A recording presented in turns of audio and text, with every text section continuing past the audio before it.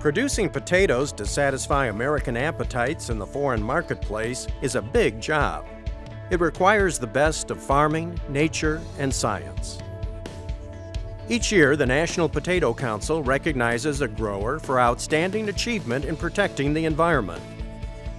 The 2016 winner of the National Potato Council Environmental Stewardship Award is Okray Family Farms of Plover, Wisconsin. My family moved to central Wisconsin, I guess back in the late 1800s, early 1900s, and as Polish immigrants, they were here like all the other Polish and German immigrants. They were growing potatoes on their farms. My family was no exception. Grandpa Joseph Okray found a niche that became the foundation for the family business. He formed the Okray Produce Company to grow, buy, sell, and warehouse potatoes. The farm, storage, and packing facilities would make Grandpa proud, and is testimony to the family's commitment to excellence in potato production. 4 nice, 5 nice, 6 nice potatoes. They look great. Good color, no blemish. Skin's starting to set up. Should be nice. Currently we grow about 1,800 acres of potatoes, the yellow flesh, red flesh potatoes, Norlands. We grew this year some Milvas, some Yukon Golds. We've grown Fabulas in the past, and we've grown just some great yellow varieties. The red varieties are almost always going to be Norlands. The russet varieties we principally grow are Gold Rush, Silverton, and North Dakota. A total of around 8,000 acres is farmed by the Okrays in central Wisconsin. Potato fields are in a 4- or 5-year rotation. Other crops include sweet corn, green beans, and peas for processing. Just about every potato that we grow for the fresh market. We have retail partners that we work with all the time in varying stages of helping market that product for them. But I think the resonating factor is the locality. We're local growers. We're out here trying to grow things in a healthy environment for the product. Okray Farms is a member of the University of Wisconsin Healthy Grown Potatoes program. This means they apply advanced science and technology to manage pests and invasive species. I think one of the better things, though, that we've done is we've really gone to a rotational psychology of trying to make sure that when we grow crops, we're talking with our neighbors and making sure that we're not creating large monocultural areas that might allow for big populations of bugs to get away. They also pledge to protect and restore rare plants and animals through conservation actions, and use more sustainable growing practices, conserve water, and preserve its quality. In the truest sense of the word, sustainable means ongoing. This has to continue. People are going to need food, and farmers are always going to be there for them to produce that food. The difficulty in doing that is in trying to engage the public to understand what it takes to grow a good crop for them. One of the most important inputs is water. Central Wisconsin is blessed with a shallow aquifer that recharges rather quickly from rain and snowmelt. However, in times of drought, the water table can drop significantly before a rebound.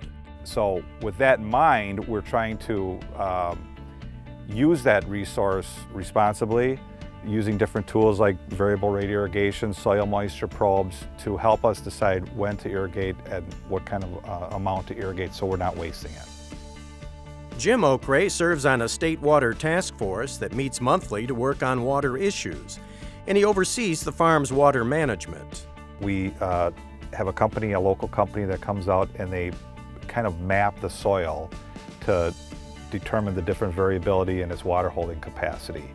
And then they write a prescription that you can kind of see here so that as the irrigator is moving through the field, when it hits a different part of the field determined by the different colors that are shown here, it'll either speed up or slow down to apply less or more irrigation. Farmers have long been considered stewards of the land, and as farming becomes more data-driven, they can do an even better job. I think agriculture is in a really good position where they can use these technologies to fine-tune how things are grown and hopefully save the farmers some money with using things more properly and help save the environment too. It was way back in the 80s when Portage County Planning and Zoning in our area asked if we'd be willing to do a pilot windbreak, and I said, well, yeah, sure, you know, and they plant the windbreaks, they put down a cover, a weed barrier, and then they water it, so they make sure that this windshed really establishes itself.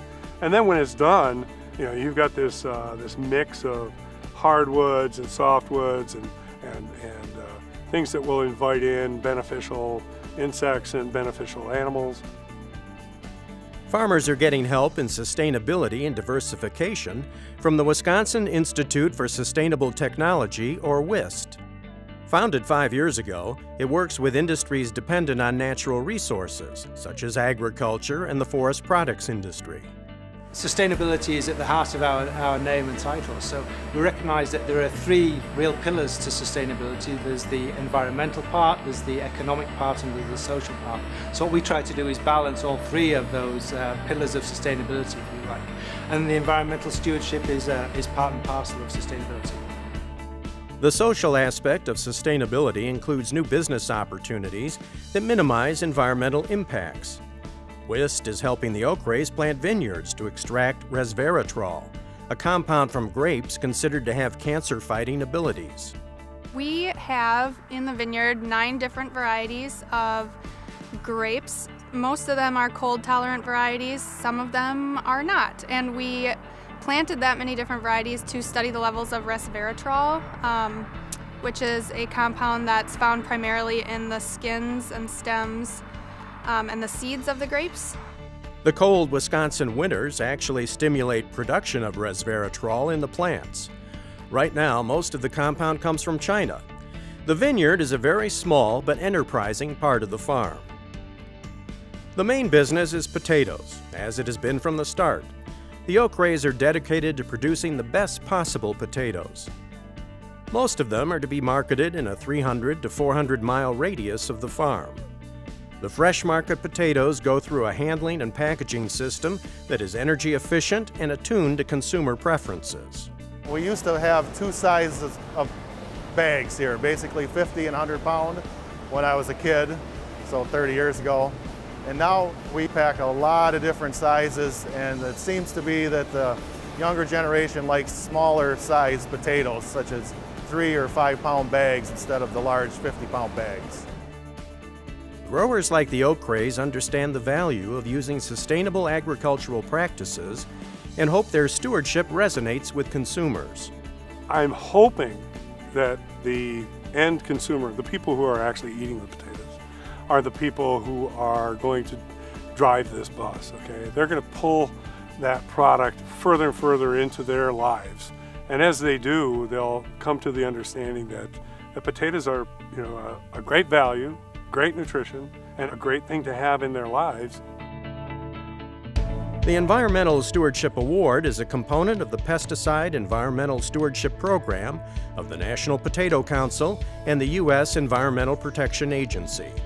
Sponsorship by DuPont Crop Protection helps make this award and presentation possible. Congratulations to the 2016 winner, Oak Ray Family Farms of Plover, Wisconsin.